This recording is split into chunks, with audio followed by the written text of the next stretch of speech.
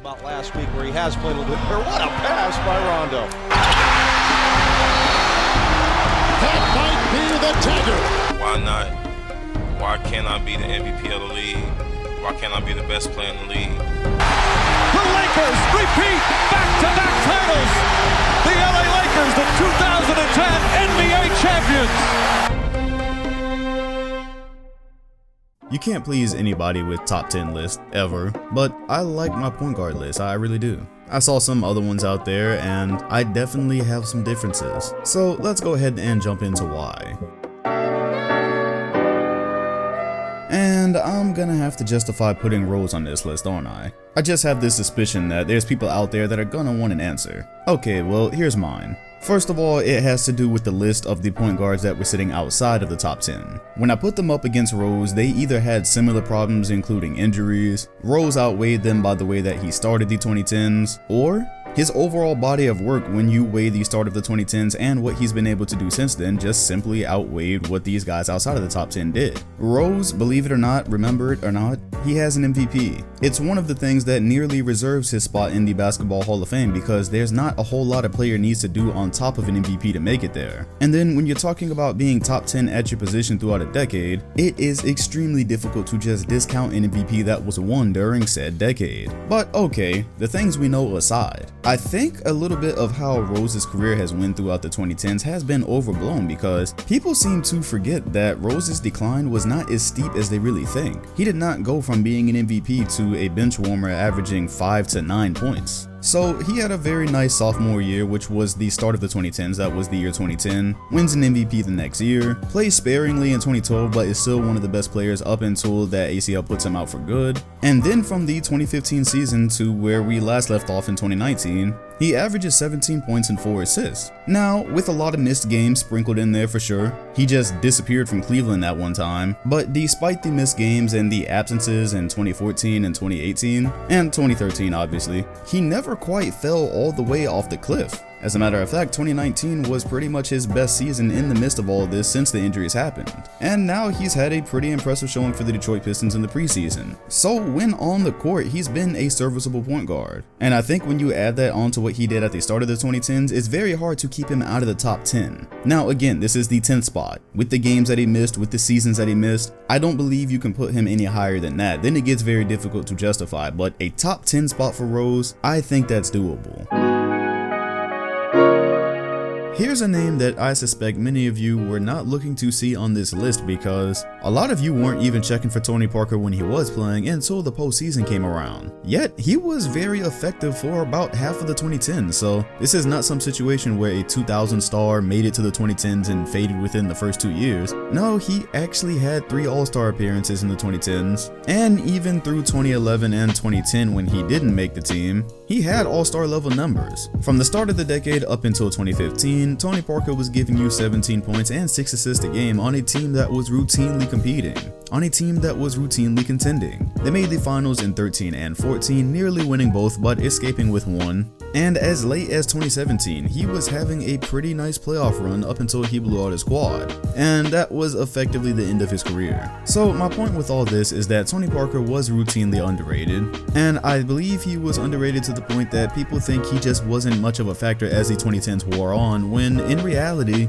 it was more of an abrupt ending closer to the end. While it's true that his best days predate the 2010s, those were throughout the 2000s, he definitely accomplished enough throughout this decade to crack the top 10. And while I understand his best days were in another decade, that's why I'm giving him the 9th spot and I'm not moving him above some of these other guys. If you're looking at a player that had 5 All-Star appearances in one decade, and was also the starting point guard on a championship team, that was routinely near the top of its conference before that, it's impossible not to have him in the top 10. While I clearly think there are more individually talented players than Kyle Lowry, while I clearly understand his struggles in the playoffs before he was able to nab a championship this year, he easily qualifies for a top 10 spot at his position. The numbers and the accolades are there, but in terms of individual talent, that's exactly why he got the 8th spot, because I would put him above Parker and Rose, who definitely had better days closer to the start of the 2010s. However, every single point guard in front of Lowry, whether you're talking about talent or just who I want to start a franchise with, yeah, I would take all of them first.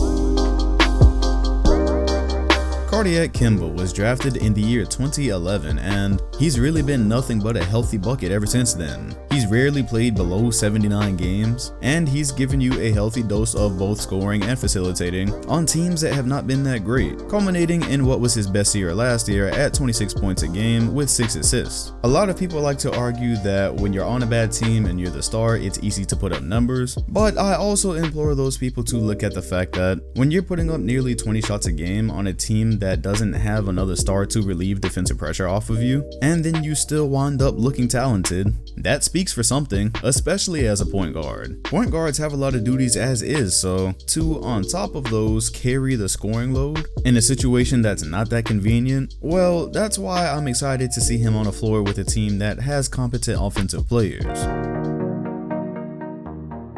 Wall has nearly averaged 20 points, 10 assists, and 2 steals throughout this entire decade. He drew 5 All-Star appearances, was routinely being talked about as one of the best point guards in his conference, and it's not very difficult to see what went wrong with the accomplishment side of his career. He played for the Wizards. I think Wall would have probably gotten a lot more clout if it was him that had been able to team up with Kevin Durant or LeBron James. He would have wound up more efficient, his defense would have been more appreciated, as well as his playmaking. So much of a player's outcome is about where he's drafted. So while we never really got to see him on a main stage, I believe that his talent and all-star appearances combined with his consistency throughout the decade is enough to justify a 6th spot. Damian Lillard has really not disappointed on any front throughout the 2010s ever since he was drafted. His scoring has been phenomenal, same goes with his playmaking, his record in clutch situations, but the one most underrated thing about Lillard, and I hope it's never forgotten, is that in 1 year, everybody left him. Wesley Matthews, Nick Batum, LaMarcus Aldridge, they were all part of what was a very dangerous Portland team, and all at once in that summer, his unique situation left. The unique situation of a very talented player joining what was already a talented team, or having a talented team that early because they weren't like that the very first year. However, since his rookie season, they haven't missed the playoffs once, despite that massive roster shakeup. And on top of that, every year that the Blazers have gone out in the playoffs, besides 2, they're mostly losing to very superior teams. The Warriors a couple of times, the San Antonio Spurs. The only time I've ever felt kind of disappointed on a Lillard-led playoff team was against the Pelicans and maybe against the Grizzlies. And then again, not even really, because the 2015 Grizzlies were fire. Lillard has only missed an All-NBA team 1 time since his rookie year. You can argue that 2 of his All-Star misses in 16 and 17 came from playing in the stacked Western Conference. And despite his usage, he has been remarkably consistent. He's never played less than 73 games in a season. The only thing left for him at this point is to have a team good enough for championship contending, and I believe that would also put him on the stage for an MVP, but that still might be just a little ways off. Kyrie Irving quite possibly has the greatest handles in NBA history. He's been one of the better scorers in terms of points scored and efficiency throughout the decade. I believe that his playmaking is fairly underrated since he played with LeBron James and because we're more focused on his handles and scoring. And in part because he got to play with LeBron James, he was able to take that clutch factor that he had displayed many times before and show it on the biggest stage. And possibly the biggest stage in NBA history considering what went on in that series and the comeback. Yeah, it goes back to the John Wall situation and talking about the team situation that you have, and Kyrie is very fortunate to have had the opportunity to pretty much already solidify himself in NBA history, so not just this decade. He's only missed the All-Star team 2 times, and we forget that he's only 26 years old. It seems like he's been here forever because he entered the league at the age of 19, but he's technically just now in his prime. So not only do I feel more than comfortable having him at this spot when you combine everything together, but with the possibility of being able to play with a healthy Kevin Durant for the rest of his career, there's a very real chance he could add a lot more here. Also, with KD having torn his Achilles, I think his progression through this next part of his career that he wanted, where he kind of wanted to be his own man and show that he could lead his own thing, there's still room there because I don't personally believe KD is going to be the KD he was before the injury, and so more may fall on Kyrie's shoulders. This whole net saga, it remains to be seen, but throughout the 2010s, I think you consider the championship, the clutch performances, a couple of All-NBA teams, the All-Star appearances, and just overall being one of the more talented players in the league, I think that more than justifies a 4th spot.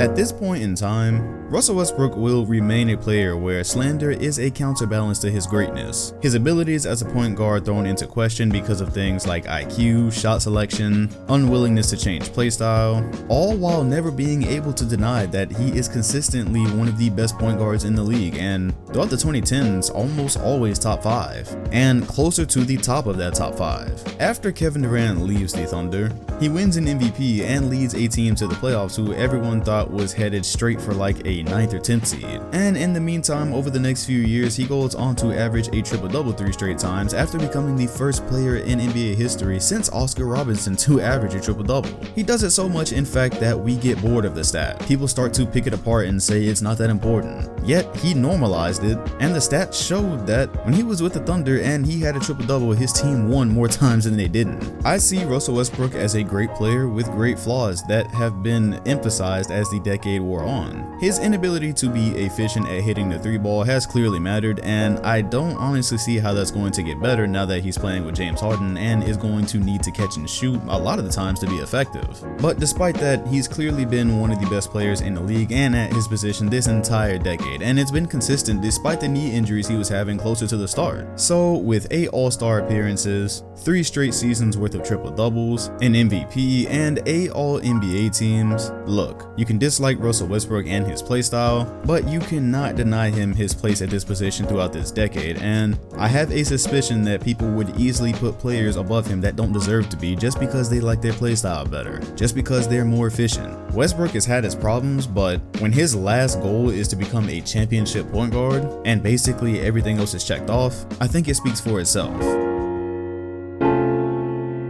Chris Paul will forever have the stain of the Lob City failure on his shoulders, yet the numbers show that most of the times, he was one of the only players showing up throughout those playoff runs. He was one of the only players doing their jobs. And despite his absolute best days coming around 08 and 09, his consistency throughout the 2010s cannot be denied. He tallied 7 All-Star appearances throughout the decade and was pretty much always good for an efficient double-double. And spanning from the start of the decade, he led the league in steals 4 straight times. So his value was never a secret. He was pretty much always giving you scoring, defense, and playmaking at a superstar level. Literally the only thing that was missing throughout the 2010s was health. It was either him or Blake Griffin hurt, or some other key player hurt, and that almost always undermined their playoff runs, as you can see in my Clippers Curse video. But without those, they had a very realistic path to a title multiple times. So it's really just a very unfortunate career, especially when you consider he's now wound up on a team that doesn't exactly have a use for him, and this is likely going to be the end of his career. But leading up to this point, the numbers he put up, the All-Star appearances, the 13 All-League teams between All-NBA and All-Defensive squads, Paul was quite literally always the real deal, and fate really just was not on his side. The only reason he wouldn't be called the best point guard of this decade is because somebody came up very quickly and stole his thunder, and he was not a member of the Oklahoma City Thunder.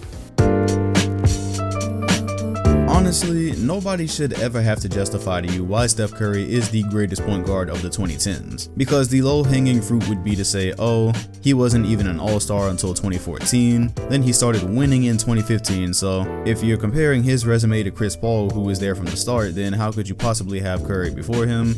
And it's because Curry simply did everything you could possibly do in that 5-year span. MVPs, all types of records, scoring records, efficiency, changing the game, championships. It's just decorated. That one 5-year span might be more decorated than any 5-year span in history for an individual player. And that's what makes this pick even more correct in my mind. The fact that he did so much in a short time. Because at the beginning of the 2010s, all you knew is you were on NBA TV, and on the ticker in the bottom of the screen, you saw Curry having another ankle operation, another ankle problem, and you just kind of wrote him off as that kid that could shoot but has very frail ankles. Nobody could have ever predicted how this decade was going to close. And he's not even done yet. He just turned 30 years old. There's still more for him to do. There's more for him to add on top of everything we just saw since the year 2015. Chris Paul was the definition of supreme consistency at the point guard position, but Curry was the definition of explosive success. And you could just come at this from any angle that you wanted.